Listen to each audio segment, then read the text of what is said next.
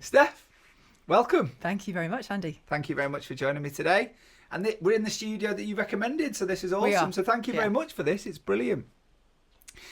So, our guest today, what happens when someone stops chasing healthy and starts looking at what helps them to truly live well? Today's guest, let me get my teeth back in, Steph Hardcastle, a health and wellness coach whose work focuses on helping women in midlife reduce stress, improve energy, and create health changes that actually last. What I really like about Steph's approach is she cuts through the noise, no extreme fixes, no perfection culture, no pretending life isn't busy and complicated. Her work is grounded in real life well-being, helping people understand the link between stress, nutrition, sleep, hormones, and everyday habits that impact what they think, feel, and function. Steph's own path into health coaching is shaped by both professional and lived experience. A linguist initially, Steph went on to a career of marketing and communications, running her own business in Australia. But after navigating the pressures of becoming a single parent with a child with additional needs, she became deeply interested in what helps people regain a sense of control with their health and lives. In this conversation, we explore the human side of health, the relationship between pressure, purpose, and behavioural change, and what it takes to make change happen in real life. Because knowing what to do is one thing, having the clarity and consistency and the confidence to live it is something entirely else. The truth is, high performance means nothing if your health is constantly pushed to the bottom of the list. So if you're running on adrenaline, feeling stretched thin, or wondering why you don't quite feel yourself anymore, then this conversation is going to resonate. Made me really think a lot when I was kind of putting this together. So I'm really, really looking forward to the depth of the conversation that we're going to have today. I think partly led by the conversations that we've had an awful lot on this podcast around how people have come to the understanding that putting health first has come to them later in life through, maybe not always good experiences. So I think it's really important conversation that we're going to have, and I'm really looking to explore this with you, because I think you're right. I think people do put it down the list of them and fail to look after themselves and fail to look after their own health. So yeah, they do, because we're all human, aren't we? Yeah, we're all human, and everything else gets in the way, and we don't have the time, the resources, anything to put into ourselves at some stage in our life. No, I think it is. So I think there's a lot. Hopefully there's going to be a lot of lessons that resonate with the audience today, and there's going to be lots of action points that we can, then people can take. Yeah, I think so. But I think that we talk about lessons, but actually we already know what we need to do. So I think it's not about telling people more or giving people more information. It's about helping them to make the change. So it's about bridging that gap between information and actually making the change. So that's maybe where we can spend a lot of the time exploring of how people kind of take action. Yeah, which is good, because a lot of this podcast is about that, isn't it? I think talk is certainly something that a lot of people are good at, and I think like you've said, I agree. I think we're especially in a world now with information abundance, aren't we? Yeah, of course. Yeah. So actually, what we do with that information, how we take action, is cool. And we absorb it, don't we? We go online and we look at all the influencers, and the influencers are saying you should do this, you should do this, you should do this. And so you get this overload of, oh gosh, I should be doing this, and I'm not doing well enough. I'm not doing the things I should be doing. So then it feeds a bit of a negative cycle, doesn't it? But actually what you need to be knowing is how to do it. What do you need to do in terms of the things that you're telling yourself, in terms of what you'd shape in your environment that actually makes the change. And is that what is the kind of that whole health coach, that's the coaching part of it? Helping people kind of almost, we've all got the knowledge within us, but actually what we do with that and how we do that, rather than telling, it's people working out their own journeys. Is that my interpretation of the coaching part? Yeah, it is. I mean, that's coaching, isn't it? Yeah. Coaching is not prescribing. It's not telling somebody what to do. It's helping them see the right path, because everybody has that information inside them. Everybody knows, really. If you start to talk to somebody and let them open up, and you make a really safe space for them, they're going to start to talk to you about what's really going on in their lives.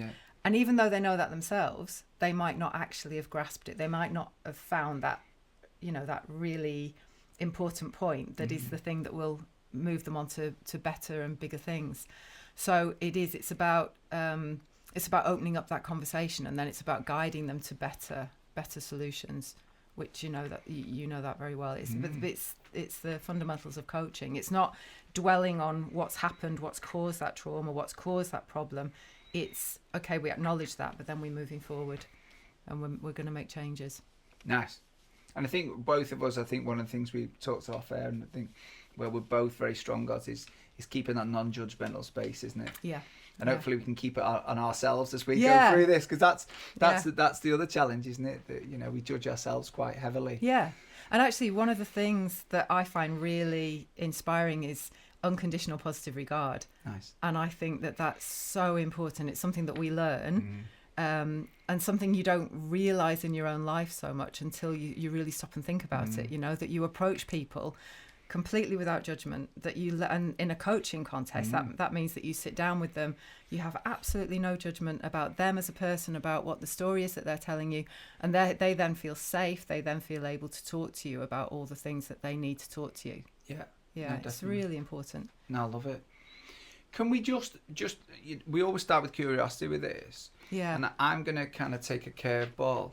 Okay. A little bit. Just hopefully it's not too much of a curveball for my structure, is ask you a curious question. So I'm familiar with the kind of the role a health coach plays, but it is quite a new role within some people's awareness. Yeah. Could you just expand a little bit about what a role of a health coach does? Yeah, it's interesting really, because it isn't very well known within the UK. It's quite a new profession, really.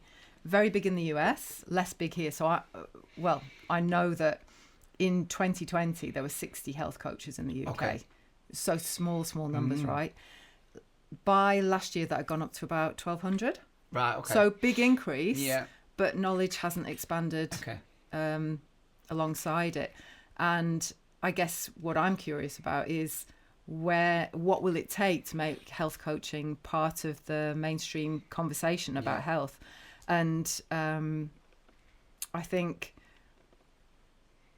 what's happening within the NHS is really quite important, and that is that they're recognising health coaching, but then they're still not making it a big part of the NHS provision. So they are also having to explain what it is, because it's different it's a different approach to what they had before, because health coaching is more preventative, whereas what the NHS usually deals with is having to mop up after something's happened, I guess. And what that leads into really nicely is lifestyle medicine, which is something that Rangan Chatterjee is really, really big on, and he's been a big proponent of that school of thought, really. And that is that the changes that you make to your health are the things that will stop you becoming ill, or will reduce the impact of things like diabetes, heart disease, things like that. And that's what the NHS is now recognising, and health coaches are now part of the NHS. Nice. Okay.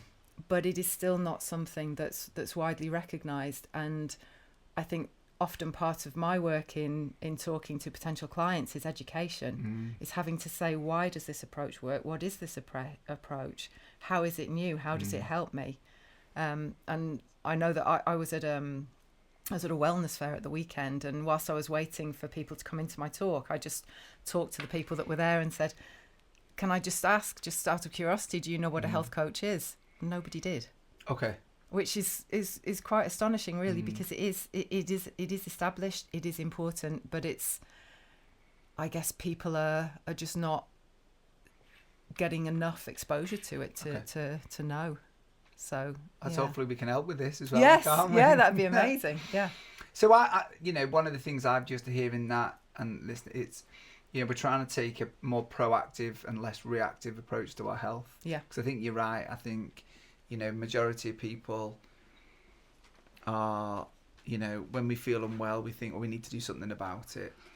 From my background as a healthcare professional, as a physio, is people would come to you when they're in pain, rather than going, okay, so what could you have done to keep this at bay, or things, reoccurring. So I think it's really important conversation of one, I'm actually quite excited now to get delved into this because I think that, I mean, I see it from a place where, you know, what resonates with me, and I'll share this with you.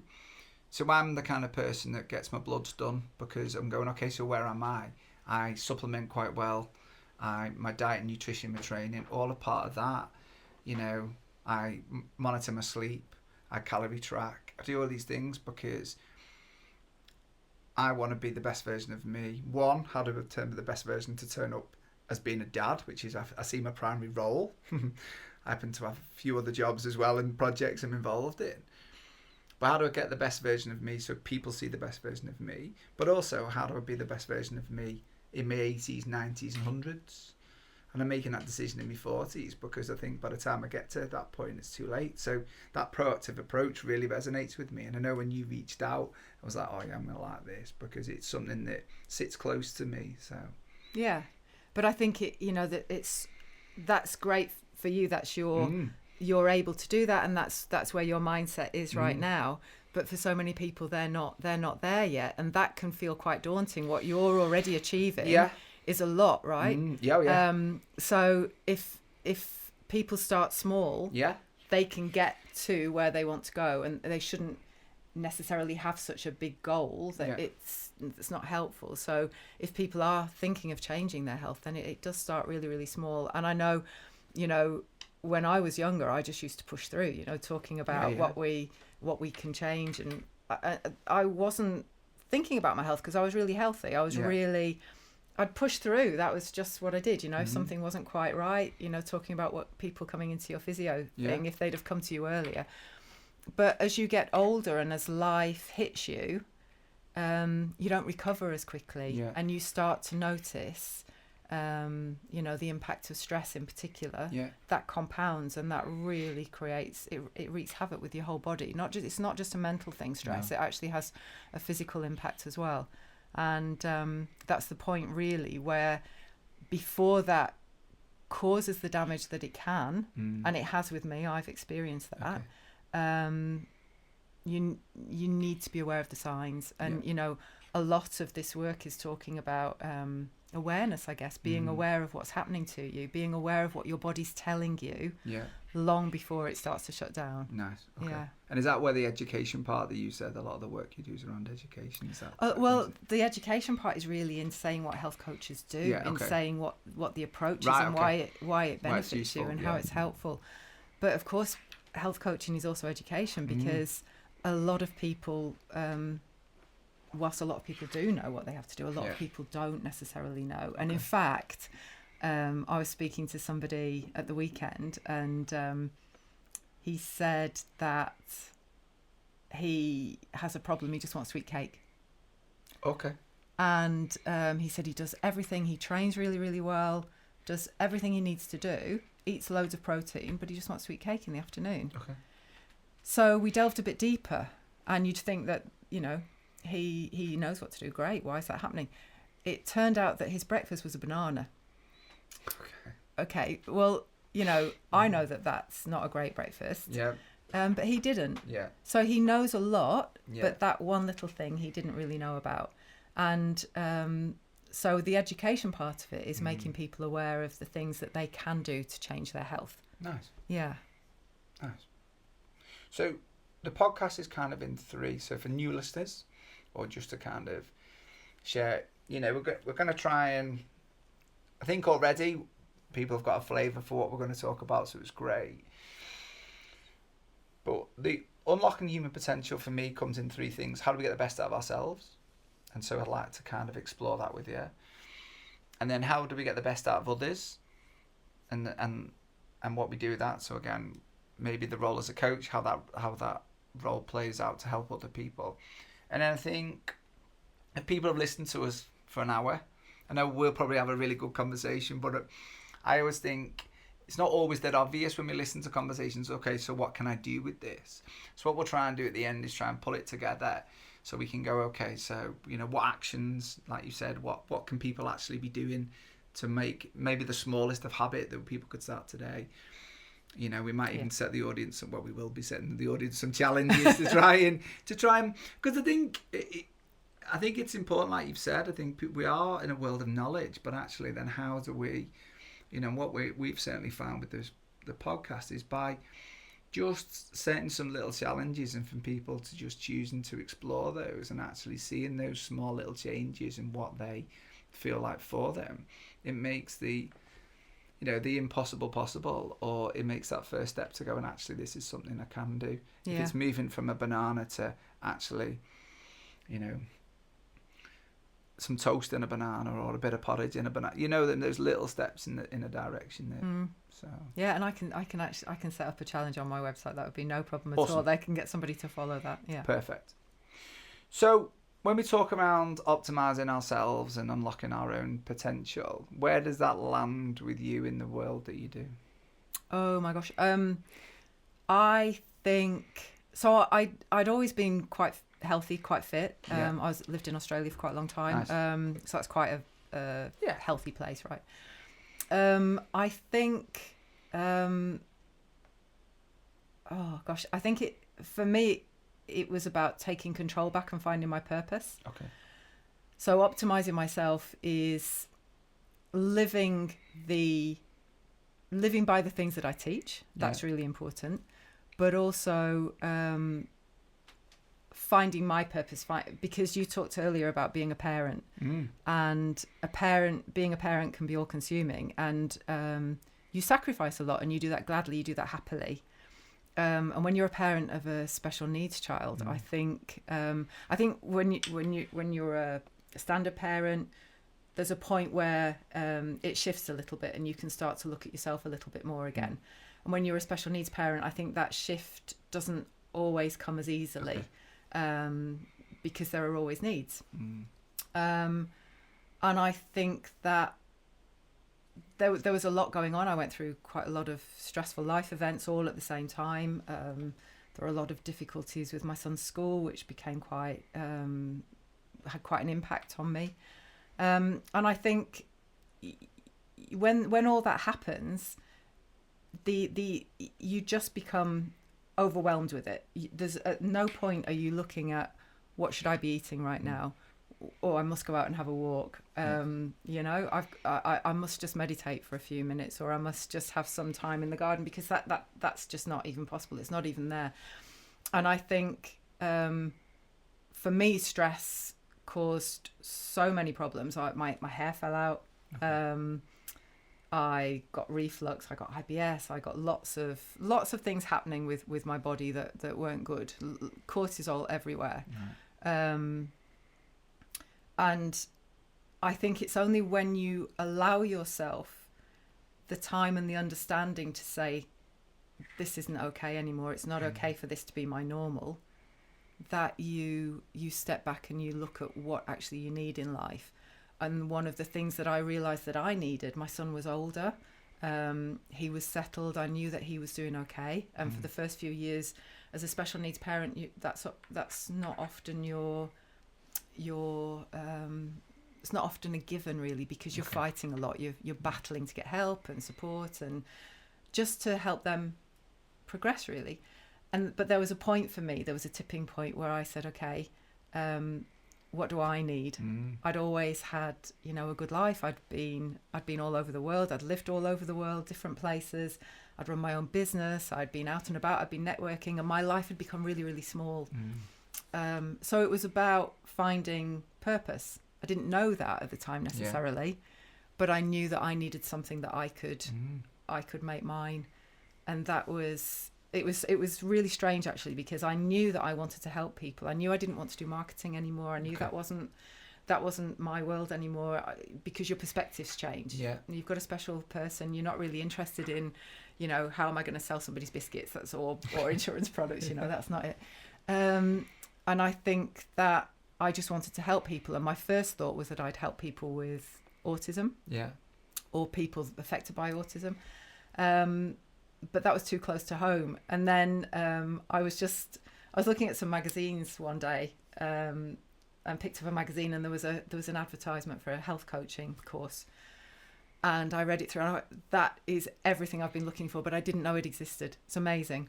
Rang them, and the course was starting the next day. And I just jumped on. Oh, wow. And for me, that was everything. It pivoted. Everything changed because it was everything. It was the health side of things. It was the mental side of things. It was the helping side of things. And the importance of it is so great. And also just how much it changed my life. Yeah. I can feel that. Yeah, I'm really passionate about it. I love it. You I can. love it, yeah. And it's something that I picked up on, and I'm going to bring it up, and if you feel comfortable going in with it, then, and if not, we can move on. You used the word allowed yourself. So there was almost like a point where you, because of the role you play as the parent, there was a permission you almost gave yourself. It felt like you used the word, you said, allowed myself to think, or allowed myself to start thinking differently. About myself? Yeah. Yeah, I think that's true. I think you do have to allow yourself, because you almost have to give yourself permission, because everything in you is about the child. Yeah. And quite rightly. Yeah. But you also have to say, but this is, I have a life. This is my life. And if I'm not showing up in the right way, then I'm not showing up the best way for my child either. And it was about long-term health as well. It's about being here for him. And that what more powerful motivator can you have? The reason why I did it, I don't know if you reckon, but when you said that, there was a shift in you. Oh, was there? Yeah, and it just went, there was a shift, and then you went, and then you said, I found this thing, and then I could just feel the energy shift. And I think, that it was lovely to witness, and that I just thought, that's why I just thought I'd bring it back in, because I thought it was quite and it's quite a nice thing to hear, I think, because I think people don't give themselves permission to be something different. We play a role, and it must be well, I don't know, so I can't, so it must be a very challenging when, like you say, you can't even have a minute to yourself. So there must, to have that moment where you can, if there's a realisation of going, okay, well, actually, for me to be the person I want to be for my child, I need to. But I think it's about balance as well. I think, I choose to run my own business, but that also has benefits because I have flexibility. And flexibility is so important in my life. It's allowed me to do so much that I wouldn't have been able to do had I been in employment. I wouldn't have been able to do half the things that I've done for him and for us. I think it can be all consuming, but it's also amazingly rewarding because you have a child that is so special, so talented, so incredible, and in some ways, and it was said to me, it's been said before, it's a privilege to take them on that journey because they don't have a disability, they have a different ability, and I think you ask about curiosity, and one of the things that I'm curious about is when will people learn to realise that it isn't that, and not treat people as if they have disabilities but as if they have different abilities, that becomes more our norm. I like that. I think that's a nice reframed of it, isn't it, for people? And when I have the conversation with my son, it's it's always about what he can.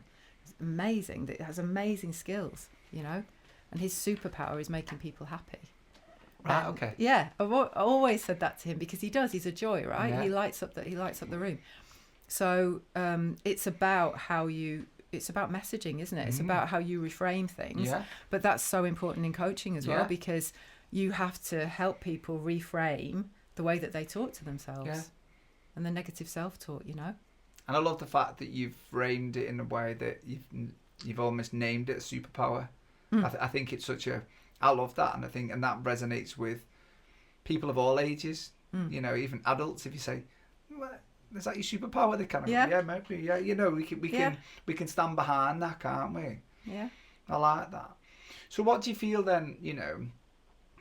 Moving into this health coaching thing, and it was lovely watching you just smile when you were talking about it, and obviously moving into that reminiscing of going, and I was booked on it the next day. I thought it resonated so much. So for kind of people listening who are, maybe don't feel optimal all of the time. They might not have the challenges you faced, but they might have their own challenges in the world, and whatever that might look like for them.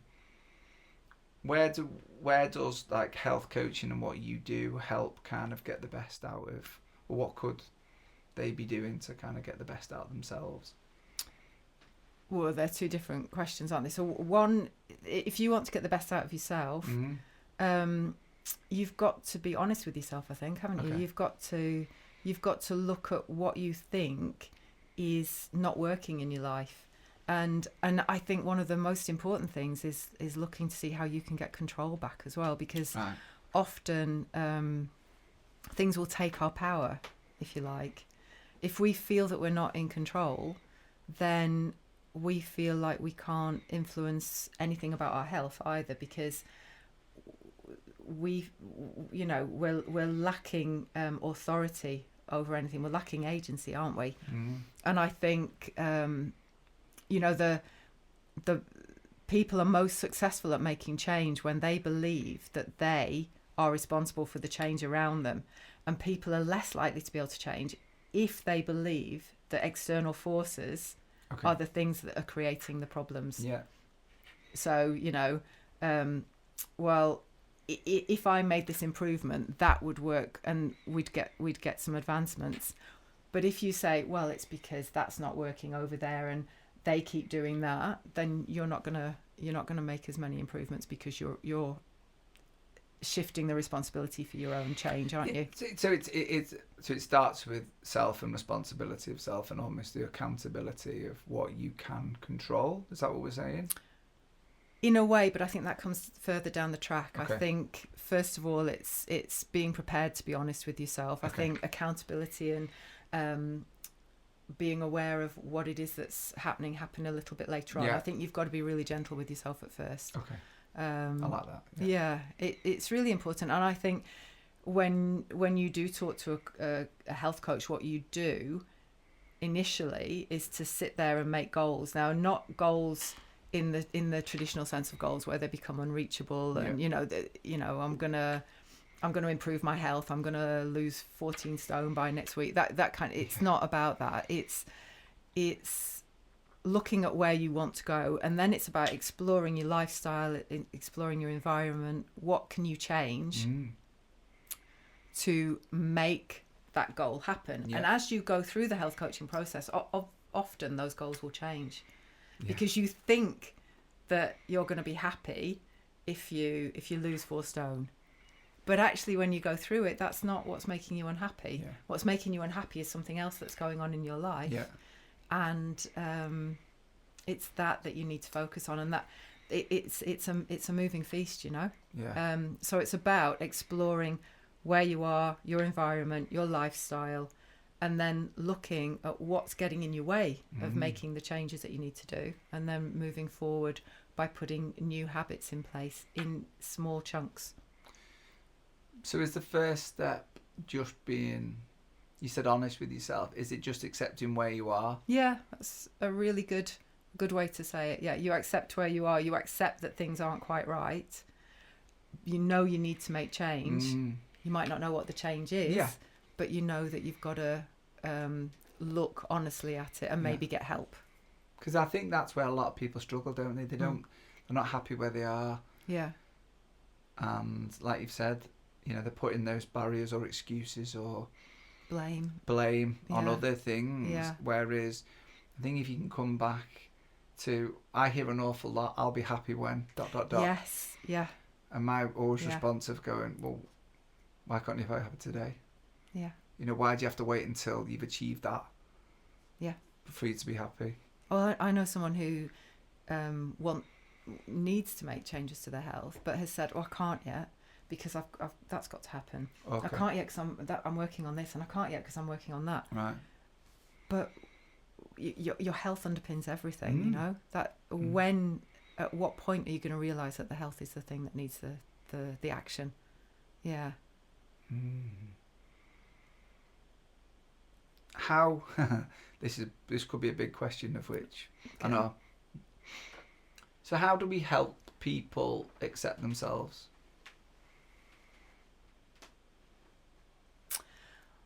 I think it's about reframing things, isn't it? So it's about changing the way that we talk to ourselves. Okay.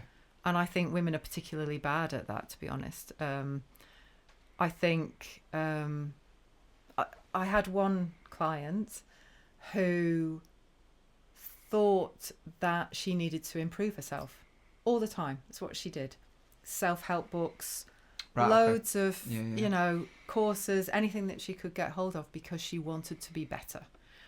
But it was probably one of the most moving clients I've had, actually, that because after about 4 sessions, things shifted completely and it became very emotional. But that was because it was a realization that she didn't need to be anybody else. She didn't need to be better. She was perfect as she was. But she needed to accept herself and make changes in her life that would underpin the person that she is, Yeah. So it's teaching people to accept themselves, but also helping them to be on a better, healthier path, I suppose. Yeah, and I think it is important, isn't it, that someone, and I think for me anyway, listening to what you're saying, what resonates for me is that that's the environment of which a coach can help. Because, sometimes when we, however we want to describe it, peel down the layers of the onion or whatever, actually what we're getting to is something, we have this surface level issue that we are blaming or thinking is the problem. But actually once we start to, let's lean into the name of the part, we unlock other parts of us. Yeah, 100%. We actually realise probably what is the root cause or the core of it. And I agree, I think, that can be quite emotional part to be to, which obviously, if it's an emotional, it can also add resistance, can't it? Because people can go, well, actually, I don't really want to go there. But, the power of seeing people come to that realisation, selfishly as a coach, it's like one of those things when you see people have those moments, those light bulb moments, and you go, oh, someone's going on there, aren't they? And they're like, that's brought something up for me then.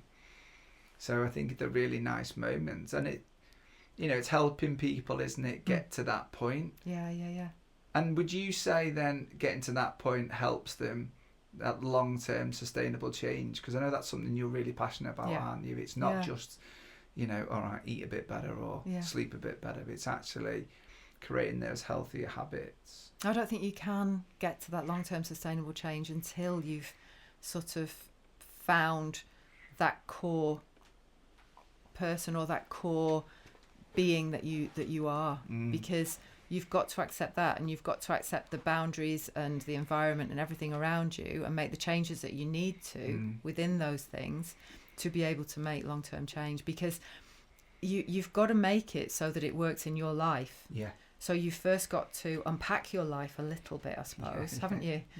Because you've got to say, well, these are the things within my life. These are the things that aren't working. These are the things that are working. These are the things I can capitalise on because I know that they work in other areas.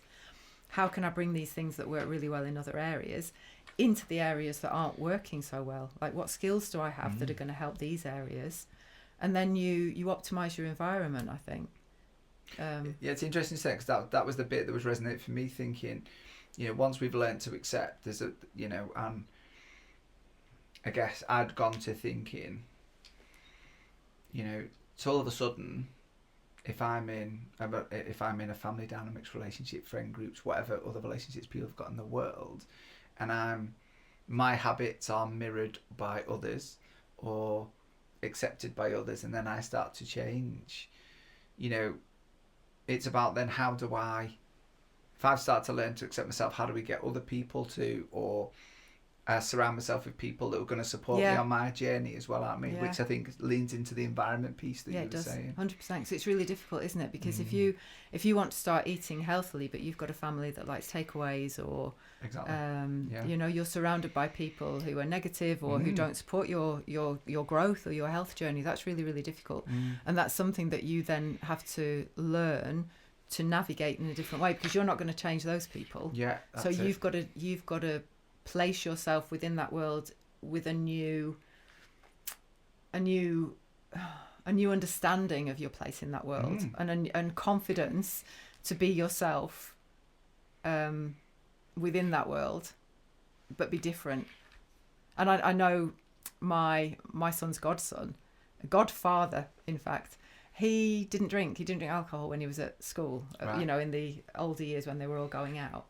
And at first he got laughed at, he got the mickey taken, but eventually people accepted that was just who he was. He didn't want to drink alcohol, and he was just as much fun, and he was a great guy, and it wasn't something to be laughed at, And I think that you've got to have the confidence to just roll with the punches for a little while and just assert your place in that environment. And I think so, and I think that happens in adults. I've got lots of friends of mine who don't drink, and if we're out on a night out and they are having a non-alcoholic beer, or what's the point of that? Or if they're having a glass of Coke or something, they're like, you're not even having one beer. There's almost the ridicule that rolls with it, don't you? And I think so, having that ability to, as you say, stay strong under the peer pressure of things. Yeah. And even when, I guess, if you are making healthier habits, healthier choices, and you're going out for meals, there is just have a night off from that. There is external pressures that I think a lot of people do face, don't they, when they're... Yeah, but it's amazing how people will, if you stick to it, how people will start to look at it differently too, Yeah. And if you're in a restaurant and you say, oh, do you mind if I have that but without the sauce, and you start to bring different ways of making meals together, then people see that differently, and they stop eventually. It's not... No, but I think that's what it is. But you've got to ride the, you've got to ride the storm. You have, haven't you? And I think that's a really important that we talk about, because I think a lot of people start with good intentions, and again, I was just thinking, around that environment, that sometimes you can be really good, and I'm sure if they're working with you, they're in a really supportive space, and they've probably got support, but then moving into different environments, the challenges are still out there, isn't it? And it's how we, and again, it's that piece of how we change ourselves and how we accept ourselves and comfortable who we are. So when we do go into those things, we are confident enough to turn around and go, oh, I'm cool with who I am. Yeah. And if I want my sauce on the side, I'm going to have my sauce on the side. And you can have your sauce covered all over it, whatever, but I'm cool with who I am. Well, that's about identity, isn't it? That's about being the person. So instead of saying, I want to be a healthy person, you embody that. You say, I am a healthy person. And so it doesn't really matter what happens on the outside or what tries to knock you off your path. You are a healthy person, so therefore you do the actions of a healthy person, right? Yeah.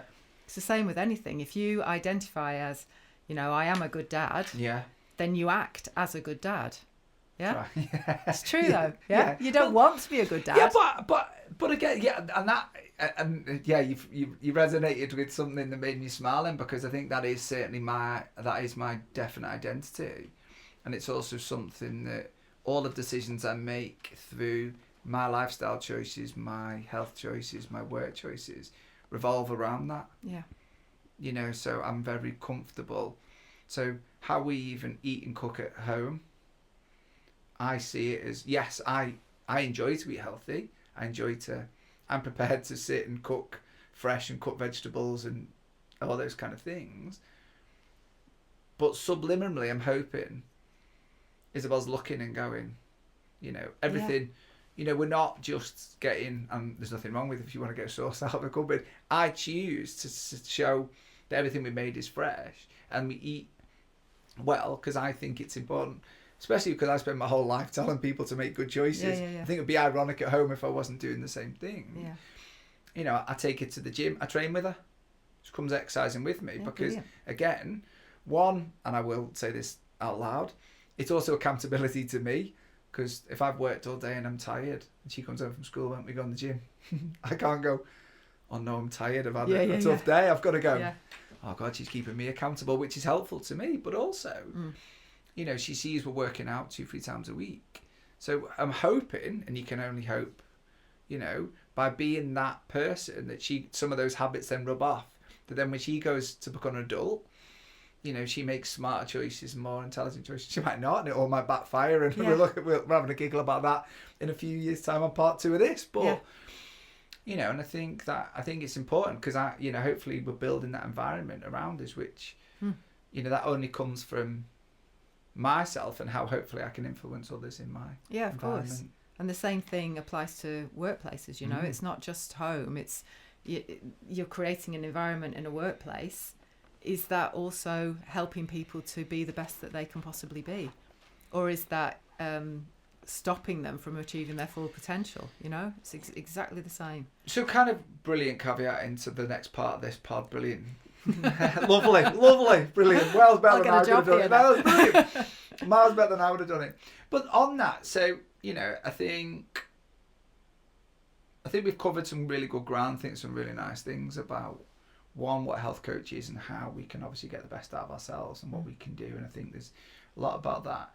But then if you're, like, say, getting the best out of others, so work environments and stuff, and that's a big part of what you do. So can you just explore that a little bit around this? Because I think it is that, isn't it? That, I talk around my environment at home, but in a work situation, it's how do we encourage the people around us to make healthy habits? Because I want them to be, for reasons, I want them to be optimal. Yeah, of course. Because I want them to be well. I want them, because if they're well and healthy, one part of me from a leader, I want them to turn up to work. Yeah. I want them to deliver the best service they possibly can. So I want to create an environment where they feel that they can eat healthy, they've got time to eat, they've got time to rest, they can have a drink, they can have a cup of tea or coffee when they need to have it.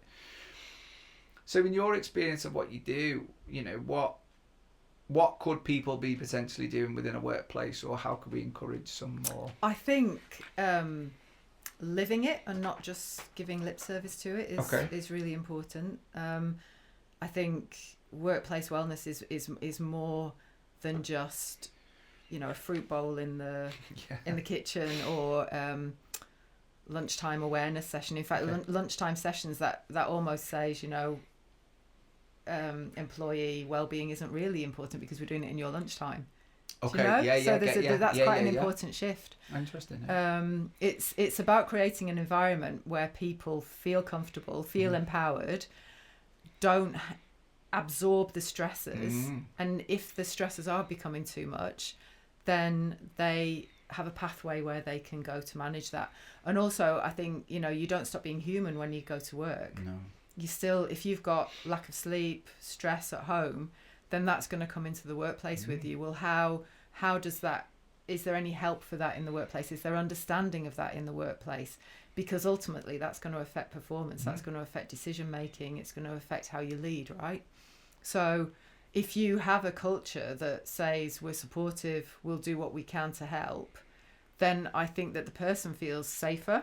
Yeah. And when a person feels safe, then they are more likely to recover.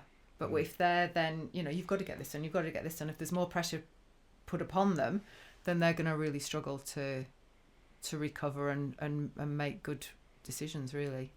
Oh, massively, because I think we've got to understand where people are.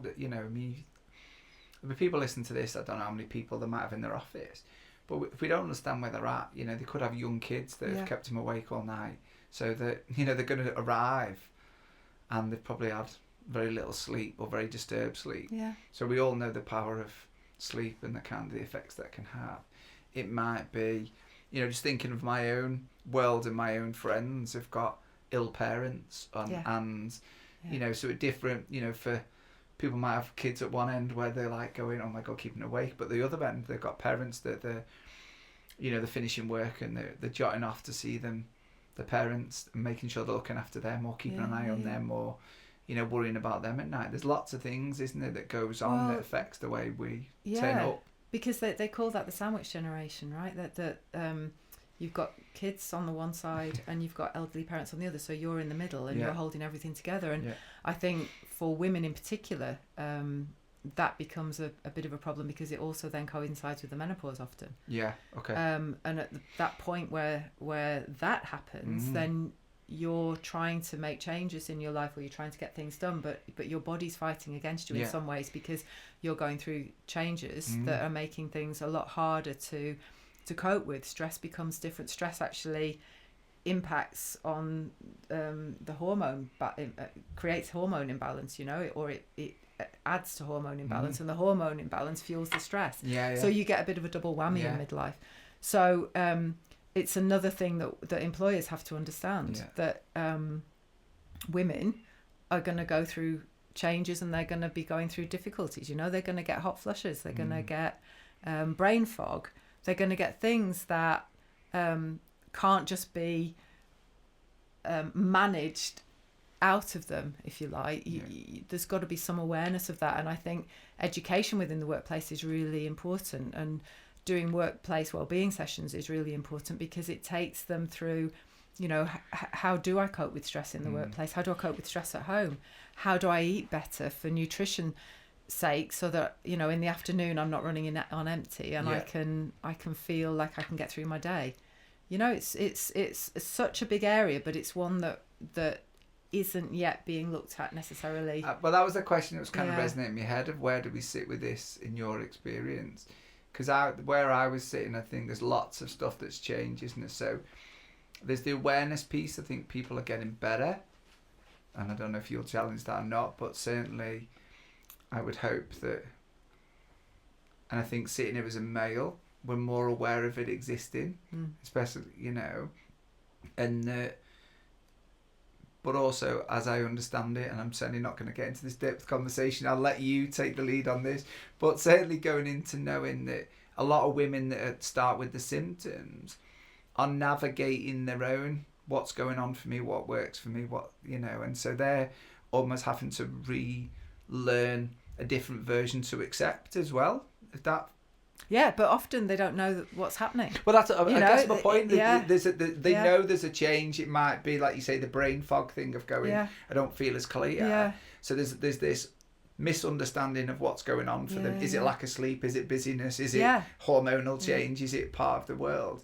But then there's the whole thing of going, okay, so what do I need to do differently to allow me to function a little bit better? It's trying to work that piece out. So it's navigating that piece. And then it's being comfortable with the environment. Keep comfortable with the environment that, you know, as an employer or a leader, that someone can have the confidence and belief to turn around and go, I don't know what's going on with me, but I feel less clear in this, you know. And so there's a level of understanding, because I think that clarity of conversation can be helpful, can't it? Yeah. And then there's a trust of going, okay, well, if you're doing all you can, and when as an environment we're trying to create a supportive environment to allow you to find and navigate that. Yeah. So I'm just curious then with that, is where do we, in your experience of the work you do, how good are we getting? Awareness is there. Yeah, okay. Awareness is definitely there, but awareness is different to action, I suppose. Okay. So I think some companies are really trying now. Right, good. But I think there needs to be more. I think there needs to be, it's not a tick box. Yeah. It's not, you know, we're doing wellness. As I said, you know, we've put a bit of fruit out, and we've, you know, I don't know, we've got yoga at lunchtime or something. Yeah. I don't know. But it's much more than that. It's making the workforce feel empowered, I think, to be well and to feel confident at work that their health is being looked after. Yeah. And you know, some companies do that really, really well, and people feel good in their environment, don't they? But there are so many companies that aren't yet doing that. And does that align with then, if the company is attempting to do that, then the responsibility also comes down to the individual to take that as well, can't they? Did you understand? So if you're feeling less good, you could lean into it and say, well, I'm not working because I feel like this. But it comes back to that acceptance of who we are and taking responsibility for yourself as well. Do you know what I mean by that? So, and I'm not... No, okay, let me explain myself a bit better. Because I think, you know, we can create an environment where we can support people, but still the person's got to take the responsibility to take the action, isn't it? It's all great saying, oh, I've got... You know, I feel a bit brain fog, but the so what piece comes, okay, so what do we need to do to support you, and what actions are you going to take to support yourself? 100%, yeah. Sorry, that's all right, it's cool. Yeah. I was thinking, I know I was trying to say, I might articulate myself. I think I probably have brain fog. No, I think that's absolutely right, but it comes down again to education. Yeah, correct. Yeah. So that person accepting that they have responsibility and agency and not blaming their environment, because I think, you know, often disgruntled employees, people that aren't very happy in what they're doing, they will blame the environment. And there's a balance again, isn't there, where they have to accept that they can also make changes. Yeah. Yeah, and I think the word balance seems to always sit in a lot of these conversations, because I think we've got to, it's that we'll meet you halfway and we can give you all the tools to do, and then how do you do that? But I really like the point of going, I think if we can create an environment as a leader or a business owner that people feel safe to do stuff, they are more likely then to kind of do that, aren't they? Whereas if there's an environment where you don't feel supported and safe. But also, you know yourself, if you feel empowered, if you like a brand that really gives you what you need, and you really feel a loyalty to that brand, it's the same with workplace, right? If you feel that you're being looked after, if your human needs, look at Maslow's hierarchy, if you're getting looked at work in that kind of way, then you're going to feel a loyalty to that company, and you're less likely to go moving on because you're not feeling valued. No, definitely. So it's interesting, because you would think it would be a no-brainer that if you look after your employees, they're going to stay. But I think businesses are busy running businesses, so it's not necessarily something that they can easily slot in, but it is something that they need to start to do a bit more consistently, I think. I think so, and I probably don't spend as much time on this topic as you, so I'll sit from an outside observer looking in. Certainly from what I've seen, there's been a change, and I agree. I think people are becoming more aware of, that actually I think people becoming more, as leaders, becoming aware of we need to get better ourselves. And, certainly people on this podcast have said to us that, strong leaders have got to like 50, and they have been males, let's put it out there, that have said, and I've got to 50 and realised that actually I'm not as fit as I should be, my lifestyle isn't really good, so I need to now optimise myself.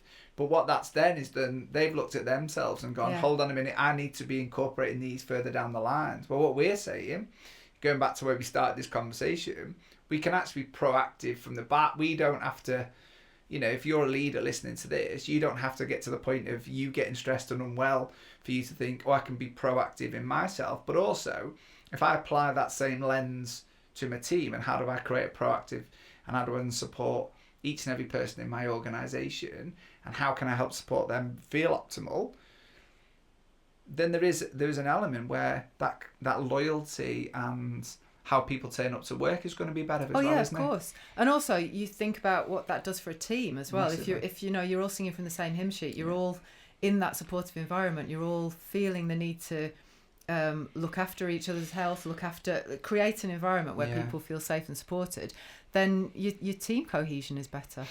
And we talk a lot about in organisations that psychological safety part of what we develop. And I think it's very easy to put lip service to that, isn't it? And I think that you were saying before. Yeah. But actually, an action is if we're actually actioning and we're actually looking at going, okay, so what truly will make you all feel optimal at work? That is a really good action point to say, actually, they do care about us. So therefore, the cohesion is better, isn't it? Because that environment, that culture comes from it. Yeah, 100%. I love it. Before we start moving into advice for the listeners, is there anything that regarding either optimising ourselves or optimising team that we haven't really covered that you feel is appropriate?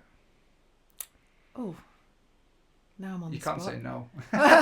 No, my brain has just shut down. As soon as you started to speak, my brain shut down. I do that to a lot of people, don't worry about it.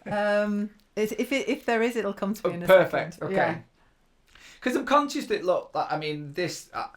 I'm conscious of our listeners that, we've promised them an hour podcast, and I don't, there's about 42,000 questions that I've got I'd love to delve into. So there could be definitely, but no, I think there's a part 2, if I'm honest with you, because there's lots of things I'd like to explore. I think if we could just start to put it in for listeners to wrap it up, if there were kind of 3 practical things that we, and it might be those small little steps that you talked about at the start that we think listeners could begin with, what would some of those 3 things be? Well, I knew you were going to ask this, so I did have a bit of a think about it. But I think it's, we talked about being honest earlier, and having a really honest check-in with yourself and saying, how am I? But that's not just how am I, it's how am I really, isn't it? It's how am I really? Actually, what's going on with me? And not how I'm performing, but how am I actually doing? And what can I change about what I'm doing if it's not working the way that I want it to? So another thing that you can do is choose a habit that would make the most difference, and something that you can repeat on every day, and every day of normal life, not every day of some beautiful imaginary life that you think you might lead, but on a normal day that you're leading, what change can you repeat? Because it's only habits that are repeatable that will make the change. You know really well. And you've got to make it small enough that you'll genuinely enjoy doing it. Because if you make it too big, you're not going to carry on. But if you make it small enough, you'll carry it on, you can build on it. You've got to standardise it before you can optimise it. So soon as you... That's not me, that's James Clear. I don't like... we're keeping that in. That's good. It's so good. I think it's so brilliant, because you can't just go... we do have these huge, ugly messages that we say to ourselves. I'm going to be healthy. It's too big. And you can't get to that optimal. You can't get to that optimized outcome until you standardize the little steps that you need to take. So you take one step, you do it well, you build on it, you build on it, you build on it, and soon you're running a marathon, I can't ever see me running a marathon, but I'm with you. I know the analogy. Yeah, no, it's good. Yeah. My thing of that is, if you're trying to get steps in, just get a Labrador. Oh. Because you've got no choice but. And they'll eat everything in the fridge as well. Well, there's a little bit of that, but someone always said to me when we were talking about getting steps in, and they were like, I will struggle to get my steps in. I went, not a problem. I said, I could fix that really, really quickly. And they went, how would you do that? I went, I'll lend you my dog. And I went, because twice a day, every single day, when you're out pounding the streets, you'll definitely eat 10,000 steps in. They're like, all right. Yeah, but they come with an awful lot of other responsibility rather than the walk. So, no, I get that. No, I like that, and I think it is nice that standardised to optimise. I think that, James Clear may have said it, but you articulated it very well. So I think we can give you some credit for that as well. Nice. Any other practical things that I know you were quite prepped for this before I move on? I've got loads. Well, give us one more. What was one more, B? I think if life feels out of control, then start with one thing that will help you feel more in charge of your next choice. So nice. Life does, it does throw us curveballs, and sometimes we can feel really overwhelmed. You can't change all that, but you can start to bring that control back. Make one choice, one change that will make you feel more in charge of what happens next, of your next choice. So I think all of it can be summarized in terms of breaking things down into small parts. You can't eat an elephant all in one go, can you? You've got to break it down into small chunks, and it's the same with change. And I think what health coaching does is help people move from the knowledge that they have to making those changes. It's bridging that knowledge gap, and it's by helping them make small changes, start new habits, but in a way that's manageable, in a way that's repeatable and doable. Love that. What's one principle you wish every leader understood? That you can't separate well-being from performance for very long. Oh, nice. Yeah, because people will be stressed, and people will function whilst they're stressed. That's a fact, because we've all done it. Yeah, 100%, yeah. But there will be a point where the stress overtakes them. So, and at that point, performance will suffer. So if you're not looking after your employees' well-being, then what you talked about earlier, the performance, their ability to show up for work will suffer, and then your company suffers. So you can't separate well-being from performance. You just can't. I think that's such an important message. I'm glad you've made it, because you articulated a lot better than I would have. So just thinking about, there's been quite a lot of depth to this conversation, and I think there's loads of insights that certainly when I listen back will resonate a lot with me, and a lot of the, I think we're very aligned in how we view the world. That's the compliment, by the way. I don't know if you take that the same way. Yeah, I always play that out. So, thinking about action. I know we've talked around some, but if we had to take somebody's insight into action, again, what could we encourage other people to be doing, or people listening to do with some of these things? Is there anything else that kind of resonates with? I think it's don't be hard on yourself. You are human, and you've got to be gentle with yourself. You've got you can't just overhaul everything.